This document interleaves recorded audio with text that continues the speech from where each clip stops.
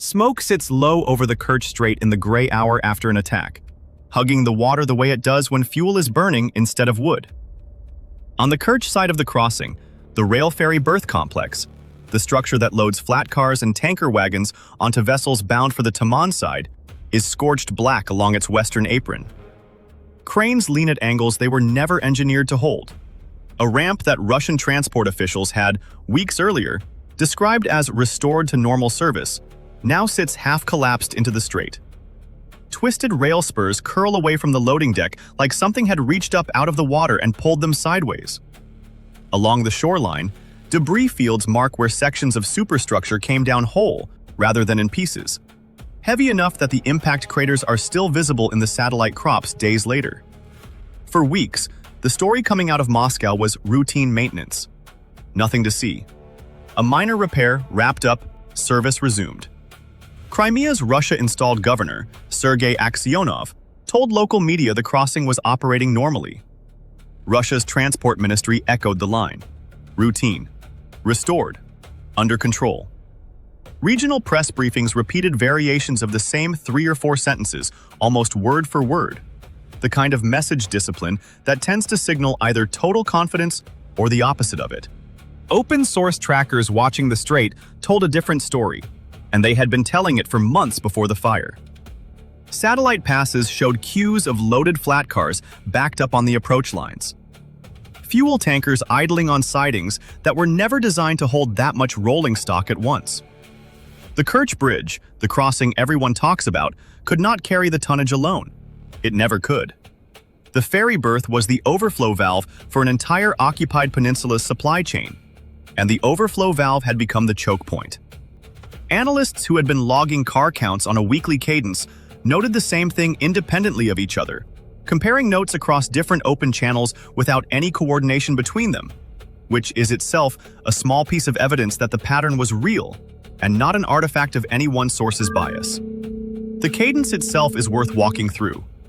Most of these trackers work off a rotating schedule of commercial satellite passes, some daily, some every 2 to 3 days, depending on which provider's tasking window lines up with the strait that week. Supplemented by lower resolution but far more frequent imagery from broader regional coverage that catches gross changes even when a tasked high-resolution pass isn't available. Cross-reference that against automatic identification system pings from the ferry vessels themselves, which broadcast position and speed continuously and are picked up by any receiver within range, civilian or otherwise, and you get something close to a continuous record of how loaded the berth was on any given day, built entirely from data nobody had to steal. That's the gap this story lives in. The gap between what a government says about its own infrastructure and what the infrastructure is actually doing. Somewhere in that gap, a small, cheap, unmanned boat found its opening. By the time the smoke cleared, officials were putting the value of the berth structure, the rolling stock caught on it, and vessels tied up alongside at hundreds of millions of dollars. Independent analysts tracking the strike combined those pieces into a rough figure of around $260 million. That number will come back later, broken into its parts, because a number like that only means something once you understand what it was actually made of. This is the story of how a Ukrainian naval drone unit, the same one that has already pushed Russia's Black Sea Fleet out of its home port at Sevastopol, read the distance between a press release and a pier, and turned that distance into a target. Not a warship, not a submarine, a ferry berth. And by the end of this video, you'll understand why, on this particular stretch of coastline, a ferry berth was worth more than either. Start with the strait itself, because nothing about this operation makes sense without it. The Kerch Strait is narrow, barely wider than a large river at some points, separating Russian-occupied Crimea from Russia's own Krasnodar region on the mainland. For years, the strait has carried the single most important physical link between Russia and the peninsula it annexed. There is a road and rail bridge across it, the one most viewers have already heard about, the one that has been hit more than once, first by a truck bomb, later by explosive-laden sea drones sent in low and fast against its support piers. Each time, Russia rebuilt what it could and kept driving traffic across what remained. But the bridge was never the whole system. Long before it was ever damaged, Russia kept a second route running in parallel, a rail ferry crossing, vessels that carry loaded freight cars directly across the water between berths on the Kerch side and berths on the Taman side, bypassing the bridge deck entirely.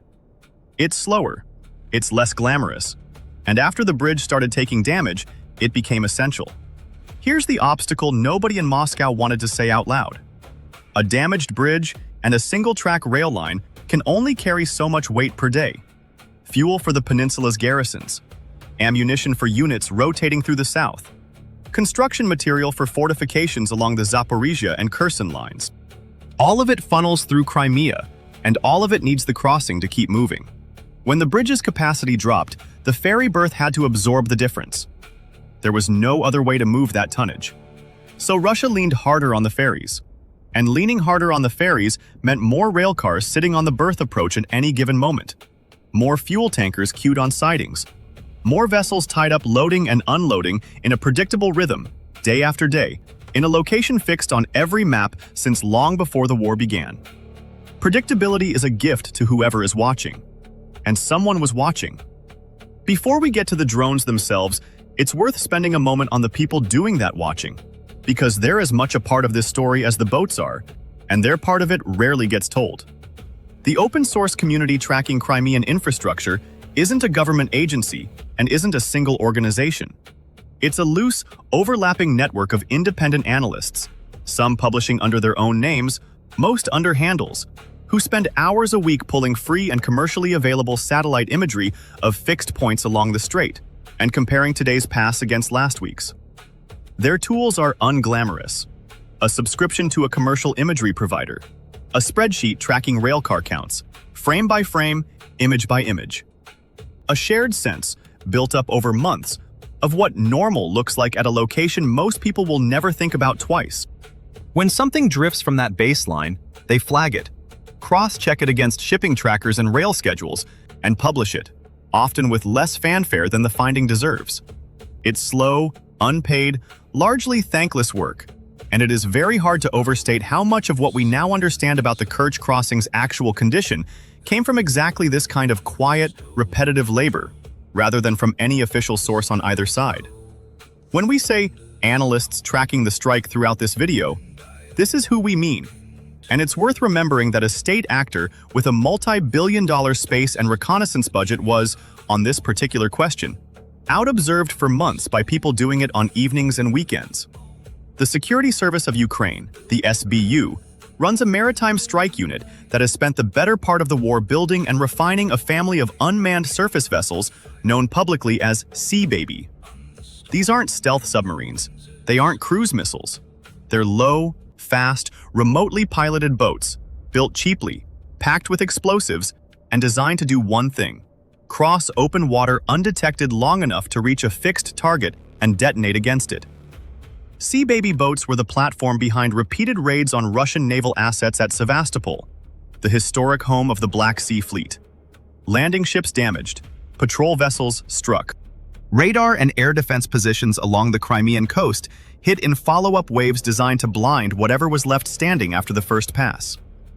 The cumulative effect of those raids, confirmed independently through satellite imagery and vessel tracking data over many months, was enough to push the bulk of the Black Sea Fleet's surface combatants out of Sevastopol entirely, relocating them east to Novorossiysk, further from Ukrainian-controlled coastline, and, Russian commanders hoped, further from reach.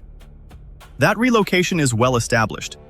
It happened because a fortified naval base with layered air defense and coastal artillery still could not stop a swarm of cheap boats from finding a way in, again and again, until staying put cost more than moving did. Now apply that same logic to a ferry berth. A fortified naval base is built to repel exactly this kind of attack. A ferry berth is not. A ferry berth is built to load trains onto ships. Its defenses are whatever can be scraped together and pointed at the water afterward, not designed in from the start. That's the setup. Now watch how it develops. For the SBU's maritime unit, the calculation on a target like this isn't about brute force. It's about patience. A Sea Baby boat doesn't need to punch through a wall of coastal artillery. It needs one approach vector the guns can't fully cover, and one night when the berth is loaded rather than empty. Everything else is waiting. Waiting is the part outsiders rarely see, and it's worth sitting with for a moment because it's the part that actually explains how these operations succeed. This wasn't a single dramatic night that came out of nowhere. It was months of pattern-of-life observation. Open-source analysts publishing satellite crops of the berth on a near-weekly basis, tracking how many flatcars sat on the approach ramps, how long tankers idled before loading, which nights the complex looked emptiest, and which nights it looked packed to capacity. I spent time going through the public satellite archive myself while putting this together, and one detail kept nagging at me. The queues weren't getting shorter. Week over week, through the period when Russian officials were calling the crossing restored and operating normally, the visible backlog of railcars on the Kerch side approach was, if anything, getting longer. Restored infrastructure doesn't produce growing backlogs. Overloaded infrastructure does.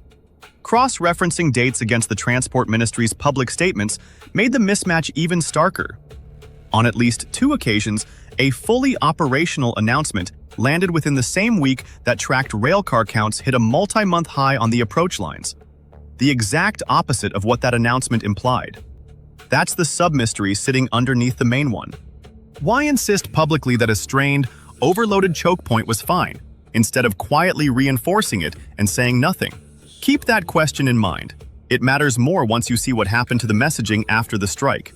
It's worth pausing here to actually take Aksionov's own words apart, sentence by sentence, the way you'd cross-examine a witness whose story doesn't match the physical evidence. Operating normally is not a neutral phrase.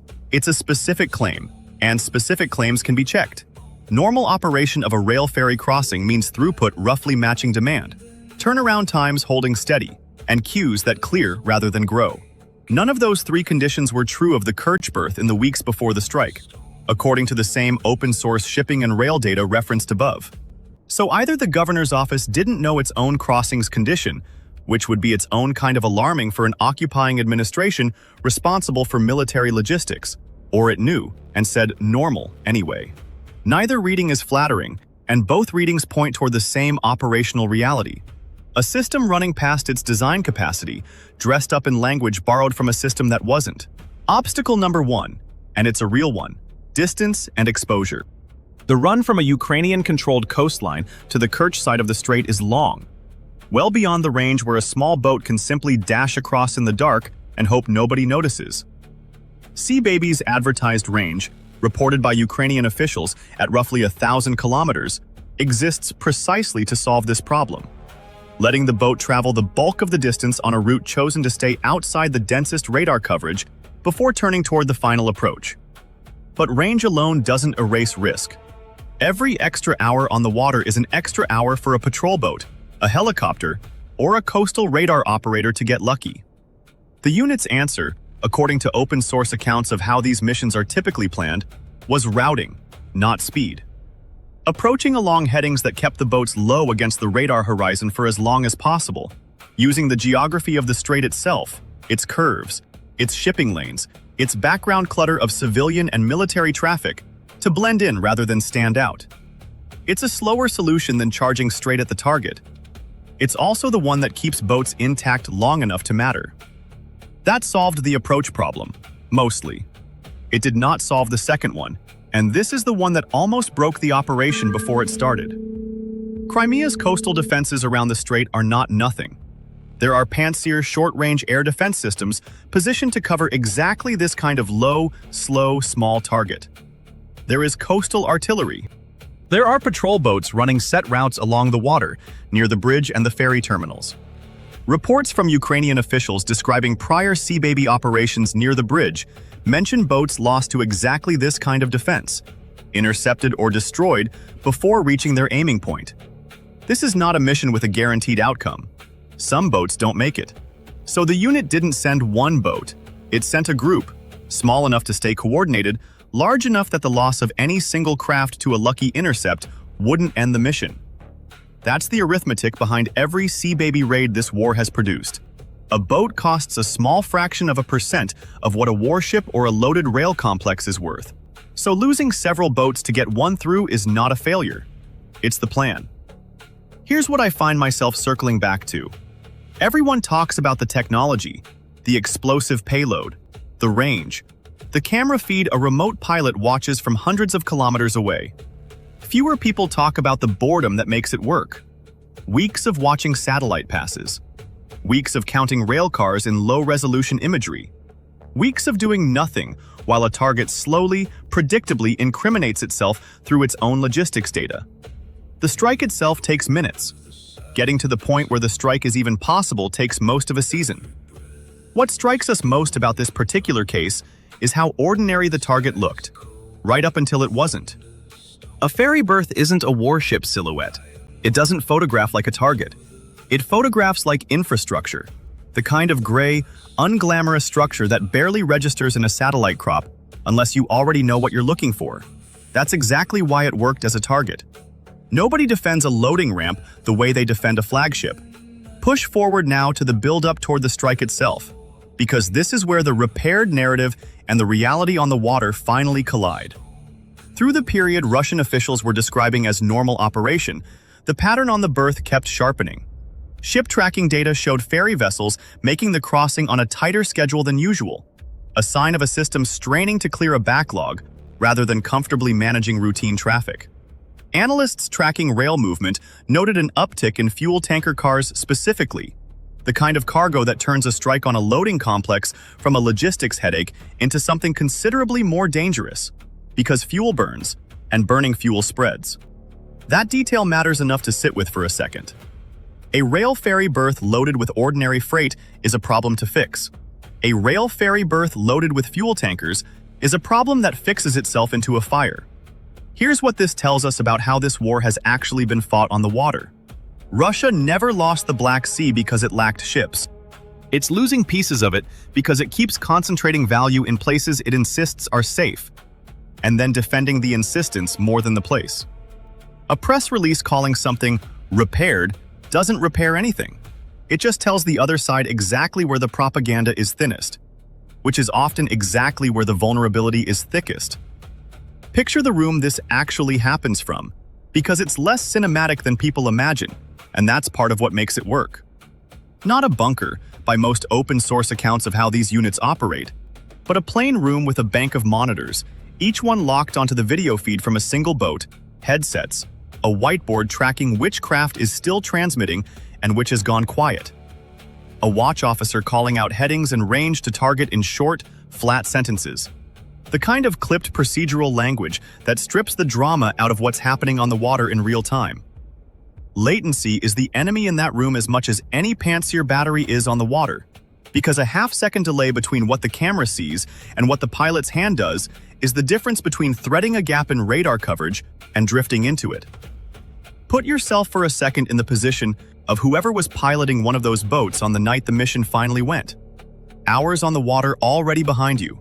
A screen, a joystick, a video feed running on satellite-relayed latency that never quite matches real-time. No margin for a wrong turn. No backup if the feed drops at the wrong moment. And ahead, in the dark, a berth complex you've only ever seen through someone else's satellite photos and someone else's radar plots. Now finally close enough to see with your own drone's camera for the first time. The wake behind the boat is barely visible even to the pilot's own camera feed, which is the entire point of running that low and that light. A hull designed to leave almost nothing for a radar operator's screen to catch, except a flicker easily mistaken for sea clutter. The approach came from a heading the coastal batteries weren't optimized to cover, threading between the patrol routes that had been logged and mapped over the preceding weeks. Whether every boat in the group made it that far is not something either side has fully confirmed.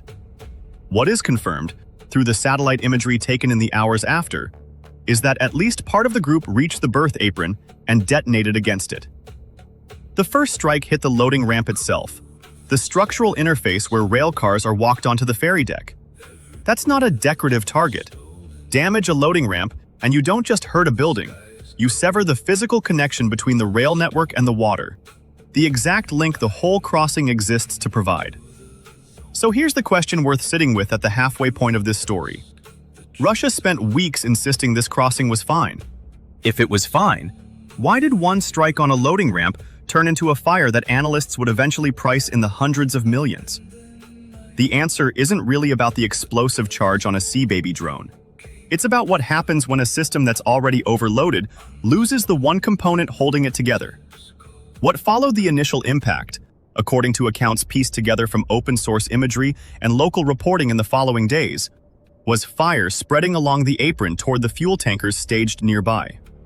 This is the mechanism that turns a strike on a pier into a strike valued at $250 million. It's not one detonation. It's one detonation meeting a queue of flammable cargo that shouldn't have been sitting there in that volume in the first place. Except that the crossing's own overload made that queue unavoidable.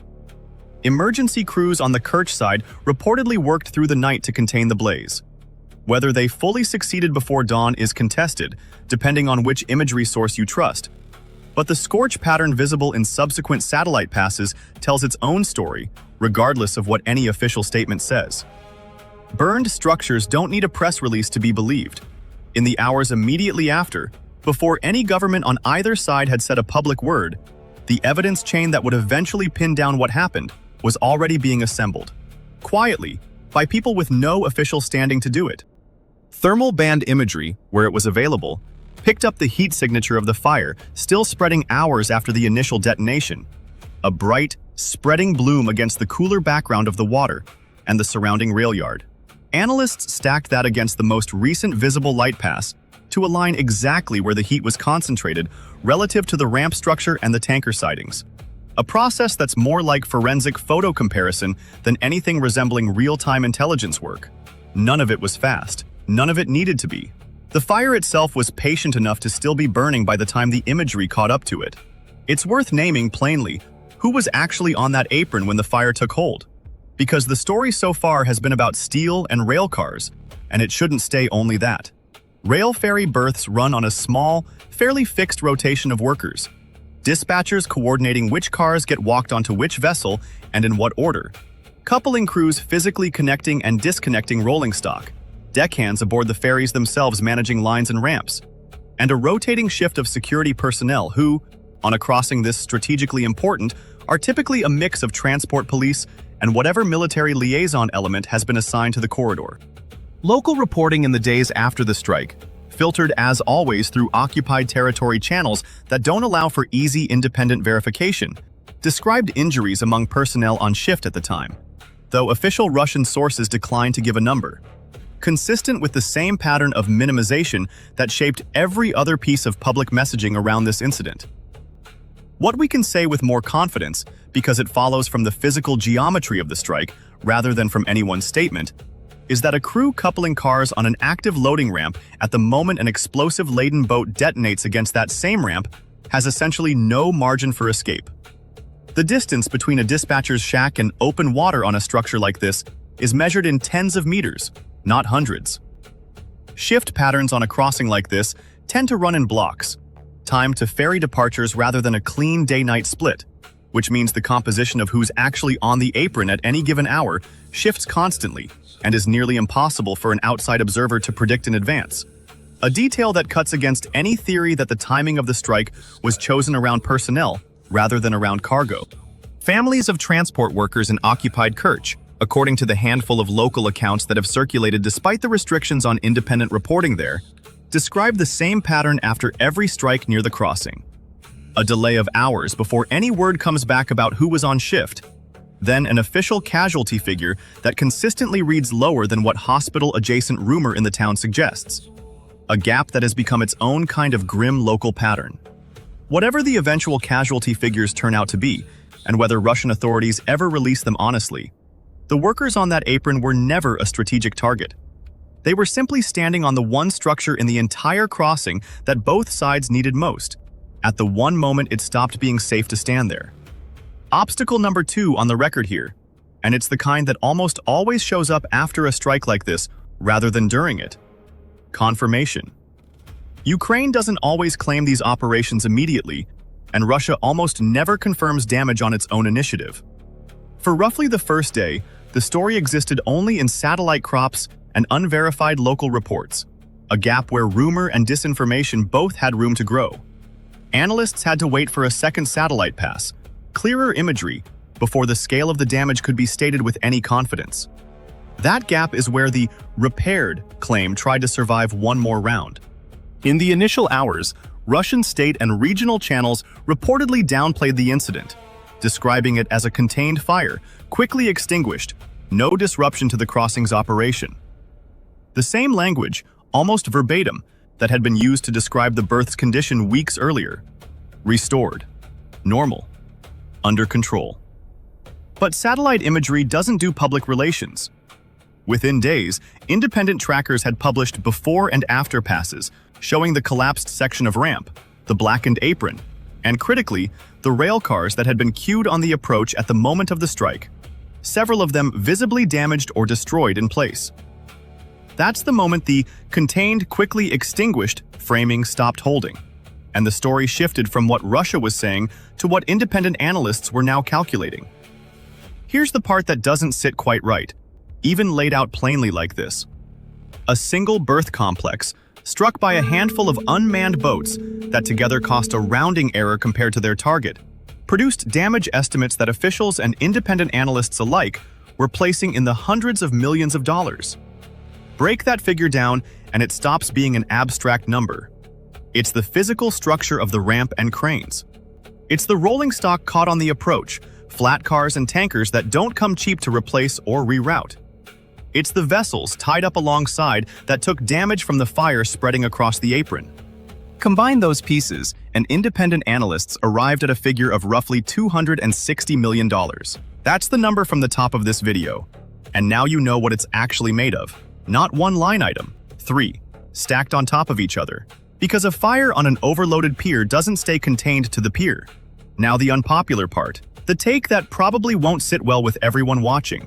We think the damage here isn't really on the SBU's ledger, and it isn't really on the drone's ledger either. It's on the ledger of whoever decided that the honest answer, publicly, was going to be repaired and normal, instead of quietly reinforcing a crossing that every open-source tracker watching it could see was under mounting strain. Calling a choke point fixed doesn't fix it. It just means the fire, when it comes, arrives on top of an audience that was told not to expect it. What do you think? Was this a case of a defended structure simply beaten by a smart, patient operation? Or was it a self-inflicted wound? A peninsula's logistics backbone left brittle by a government more invested in the press release than the pier? Sit with that for a second. Because both readings are defensible, and the honest answer is probably some mixture of the two. Here's the complication that changes how you should read everything that came before it. This wasn't the crossing's first strike. The bridge itself has taken damage more than once across the course of the war. Each time patched. Each time pushed back into service faster than seemed structurally reasonable. Because Crimea genuinely cannot function without this corridor. That history is exactly why the ferry berth mattered as much as it did. It wasn't a backup route in the loose sense of the word. It was the backup route, the one thing standing between reduced capacity and no reliable capacity at all, whenever the bridge itself was compromised. Take the ferry berth off the board, even partially, and you're not looking at a supply hiccup. You're looking at a peninsula that depends on this narrow strip of water for fuel, for ammunition, for the material holding together fortified lines hundreds of kilometers away, suddenly forced to route everything through a bridge that was never rated to carry the full load alone, and that has already proven, repeatedly, that it can be hit. That's the layered mystery underneath this whole story. It was never really about one pier. It was about whether Russia has a second option left if the first one goes down again. After this strike, the honest answer looks a lot shakier than any press release admitted. Obstacle number 3, and it's the most human one in this whole account. Even after satellite imagery confirmed the damage, getting anything like an official Russian acknowledgement proved close to impossible. Regional administrators stuck to the contained, minor, resolved script for days. Independent journalists inside Russia, who tried to report on the disruption to rail traffic near the crossing, reportedly ran into the usual wall. Sources unwilling to speak on record. Official comment declined or delayed. The information vacuum didn't stop the story from being true. It just meant the story had to be assembled from the outside, satellite pass by satellite pass, ship track by ship track, instead of confirmed from the inside. That's actually the quieter, less cinematic half of how this channel and outlets like it piece these stories together. No leaked documents, no dramatic phone call, just patient, repeated observation of a fixed piece of infrastructure until the pattern of denial and the pattern of visible damage stop lining up, and the gap between them becomes the story itself. It's worth walking through, briefly, what that reconstruction process actually looks like in practice, because open-source analysis can sound abstract until you see the individual steps stacked up. Start with a commercial satellite pass time-stamped within hours of the reported strike, cross-referenced against a cloud cover forecast to confirm the imagery wasn't obstructed. Compare that pass, pixel region by pixel region, against the most recent clean baseline image of the same location, looking specifically for changes in shadow length, roofline geometry, and surface color that indicate structural collapse or fire damage rather than routine equipment movement. Layer in automatic identification system data from ships in the vicinity, which is public and continuously broadcast, to establish which vessels were present at the berth at the time of the strike, and whether their transponders show any anomalous movement, speed change, or signal loss in the following hours. Cross-check railcar counts against the same location's imagery from the preceding several weeks to establish whether the load at the time of the strike was typical or, as in this case, unusually heavy. None of these individual steps proves anything on its own. Stacked together, they build a case with fewer holes than either government's official statement, and they do it without access to a single classified source. The berth fire was the dramatic moment. What happened to Crimea's supply chain in the days after is the part that actually determines whether this strike mattered. And that's where the story goes next. In the immediate aftermath, satellite and ship tracking data reportedly showed rail traffic backing up even further on the approach to the crossing, exactly the opposite of what a quickly resolved incident should produce. Vessels that would normally cycle through loading and unloading within hours were, according to open-source shipping trackers, sitting longer at anchor, waiting for a berth that could no longer handle its previous throughput. Every hour a fuel tanker sits idle instead of unloading is an hour that fuel isn't reaching whatever unit or facility on the peninsula was waiting for it. This is the part where the story stops being about one fire and starts being about arithmetic. Crimea's occupying garrison and its rear area logistics depend on a certain daily tonnage crossing the strait, full stop. Reduce the ferry berth's throughput, even temporarily, and that tonnage has to either be delayed, rerouted through an already strained bridge, or simply not delivered. None of those options are good ones for whoever is responsible for keeping the peninsula supplied. Ukrainian officials, without confirming operational specifics of how the strike was carried out, framed the outcome in exactly those terms. Statements attributed to Ukrainian security sources in the days following described the crossing as facing significant disruption to military logistics, language carefully short of claiming the corridor was closed, but well past the minor and resolved framing Russian officials had offered. Here's the honest complication in that competing set of claims. Neither side has full incentive to tell you the plain truth. Ukraine benefits from making the disruption sound larger than it might actually be, for morale and for signaling to allies that precision naval drone strikes are producing results worth continued support. Russia benefits from making it sound smaller than it actually is, for exactly the reasons that got the berth into this state in the first place. The imagery sits somewhere in between those two narratives, and imagery, unlike either government's messaging, doesn't have an incentive. What the imagery actually shows, across the passes published by independent trackers in the following week, is a berth complex still visibly damaged, repair equipment present, but the ramp itself not yet restored to its prior configuration, and rail traffic on the approach still running well above what analysts had logged in the months before the strike. Whatever "resolved" meant in the official statements, it didn't mean what it usually means. Would you have believed the "fully repaired" claim if you'd only seen the press release and not the satellite pass underneath it? That's worth asking honestly, because most of us would have. That's exactly the gap this kind of operation is designed to exploit, and exactly why open-source tracking has become as important to this war as the drones themselves. Now to the wider pattern this single strike fits into, because it doesn't stand alone. Sea Baby operations against Crimean and Black Sea targets have followed a consistent logic across the course of the war. Hit something valuable enough that losing it changes behavior. Hit it in a way that costs Ukraine a fraction of a percent of the target's value. Let the accumulated weight of repeated strikes do what no single strike could do on its own. That's the same logic that eventually pushed the bulk of the Black Sea Fleet's surface ships out of Sevastopol toward Novorossiysk, a relocation that was, at the time, treated as a major strategic shift, because it was one. A ferry berth doesn't relocate. That's the difference. And it's the reason this strike matters in a different way than a strike on a warship does. You can move a fleet. You cannot move a strait. Whatever crossing infrastructure exists at Kerch is the crossing infrastructure that exists, full stop.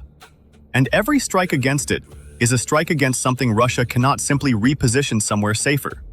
That's also, incidentally, the answer to the open question about why Russian officials kept insisting the berth was repaired instead of admitting the strain it was under. There was nowhere else to put the story. The crossing is fixed geography. If the truth was, this is our most exposed and most overloaded piece of infrastructure connecting the mainland to Crimea, there was no version of that admission that didn't sound like a vulnerability announcement. So the message stayed repaired, right up until satellite imagery made that message impossible to sustain. Here's a question worth putting in the comments, because we genuinely don't know the answer, and we'd rather hear from people actually tracking this stretch of coastline day to day. Does Russia have a realistic third option for moving military cargo into Crimea if both the bridge and this ferry crossing keep taking damage? Or is the peninsula's supply chain now down to two increasingly fragile threads? Drop your read below. We read every comment on these strike breakdowns, and on a story this specific, the audience following the shipping trackers often knows details before we do. Consider the broader arithmetic one more time before this closes out, because it's the part that outlasts any single fire. A Sea Baby boat, per figures Ukrainian officials have put on the program's cost, runs a small fraction of what a single loaded fuel tanker on that berth is worth, let alone the ramp structure itself or the vessels tied up beside it. Even accounting for boats lost along the way, intercepted or destroyed before reaching the target, the exchange ratio on an operation like this heavily favors the side throwing cheap, expendable hardware at a target that cannot be replaced cheaply or quickly. That arithmetic is the entire reason this war's naval story has shifted so dramatically. It's not that Russia's Black Sea Fleet or Crimea's rear infrastructure became suddenly indefensible in some technical sense. It's that defending fixed, valuable, geographically unmovable assets against a swarm of cheap, expendable, remotely piloted boats is a fundamentally unfavorable trade, and every strike that lands reinforces just how unfavorable. There's a comparison worth drawing out explicitly here, because it clarifies why this particular strike sits differently in the historical record than the Sevastopol raids that came before it. A warship, even a valuable one, is ultimately one asset among a fleet's worth of assets. Losing it hurts, but the fleet as a category survives, redistributes its remaining ships, adjusts its posture, and keeps functioning in a degraded form. A rail-ferry berth is not one asset among many. It is, for the specific function it performs, the asset. There is no second Kerch-side ferry terminal to redistribute load to if this one goes down. There is no fallback berth complex sitting in reserve somewhere else along that stretch of coast, built and ready in case the primary one takes damage. When a warship is lost, the fleet adapts. When the only rail ferry loading complex on a given strait is damaged, the system built around it does not have an equivalent adaptation available, because the system was built assuming this exact structure would keep functioning. That asymmetry, single point of failure versus one node in a redundant network, is arguably the single most important fact about why this strike carries more long-term weight than its dollar value alone would suggest. So what actually happens next to this crossing?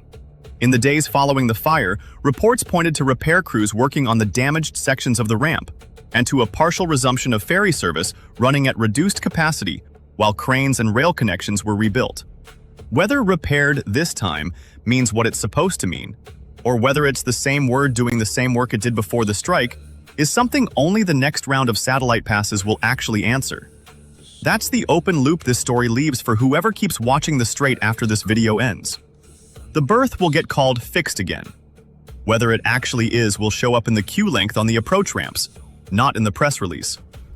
What this whole episode ultimately comes back to is the contrast sitting at the center of it from the very first frame.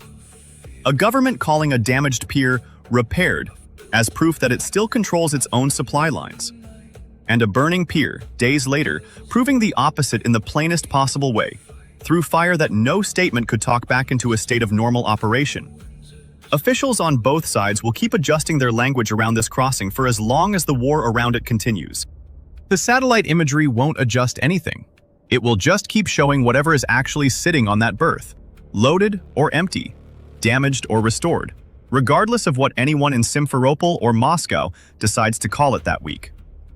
If this kind of strike breakdown is the sort of story you want more of, the same maritime unit and the same class of unmanned boats have been behind several other operations against Black Sea Fleet vessels and coastal air defense radar sites over the preceding months, each with its own gap between official messaging and satellite reality.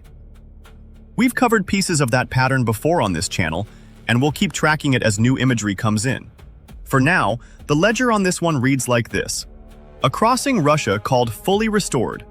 A fire that independent analysts priced at roughly $260 million once the ramp, the rolling stock, and the vessels caught alongside were all added together.